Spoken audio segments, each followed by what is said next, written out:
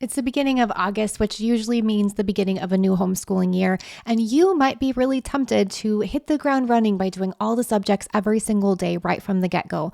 But unfortunately, what that's likely to lead to is homeschool burnout within the first couple of weeks for both you and your students. And so on today's video, I'd like to make a case for easing into the homeschooling year instead of hitting the ground running at full speed. Hi, my name is Emily Brown. I'm a life coach for Catholic homeschooling moms who want to love their life, enjoy their kids, and help their children thrive on their path to heaven throughout their homeschooling journey. You can get more information about my work as a Catholic life coach and my program, the Happy Holy Mama membership, with the link below this video. But for now, I'd love to help you visualize and get a strategy under your belt for how to ease into your homeschooling year so that you don't burn out, but truly love this whole year starting at the beginning. All right, starting with too much too fast is likely to lead to burnout. So instead, I want to encourage you to just pick 3 subjects that you're going to start with here at the beginning of a new homeschooling year.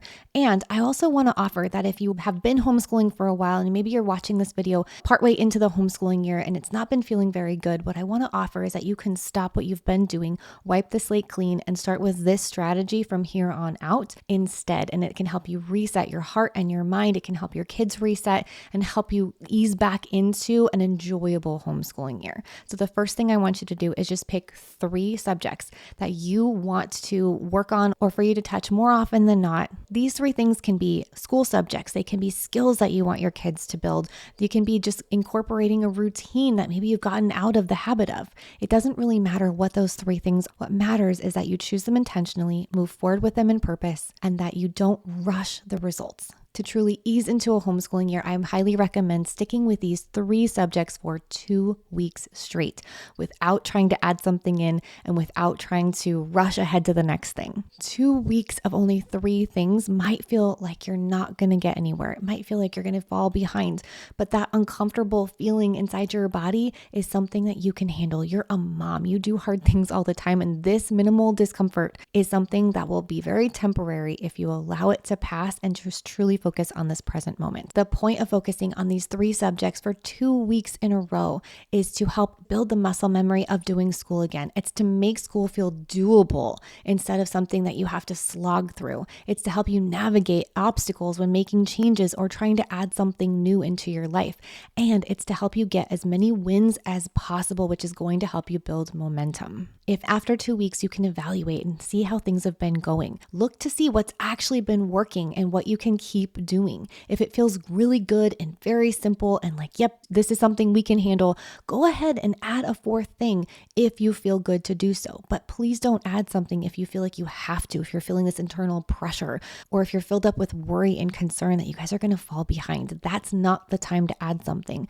The time to add something is when it feels good to add something. I want to encourage you to only add something if it feels good to do so. If after 2 weeks, those 3 things have been very hard to get to, it's not feeling good, it's not feeling doable, then stick with it for another week, tweaking 1 variable and running the experiment again. Brick-and-mortar school teachers do this at the beginning of every single year. They spend an entire month reawakening children's brains for how to think academically and how to be in a classroom. They're retraining behaviors and building muscle memory of how to work together and how to steward their classroom and how to be patient and how to take turns and how to be respectful of other people. Homeschooling moms don't need to do any more than that here at the beginning of this school year.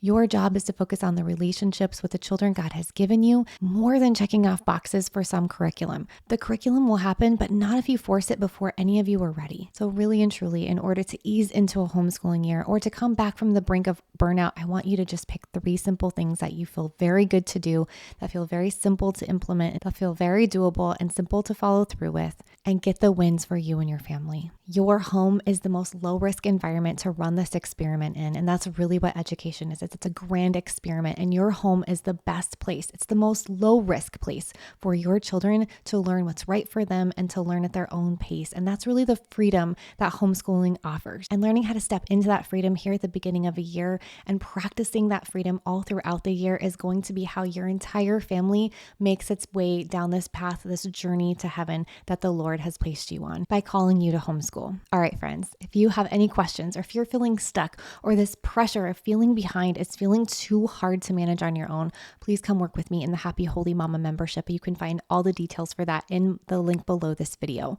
I hope you have a fantastic week. I'm praying for you. I'm praying for your homeschooling year. God bless.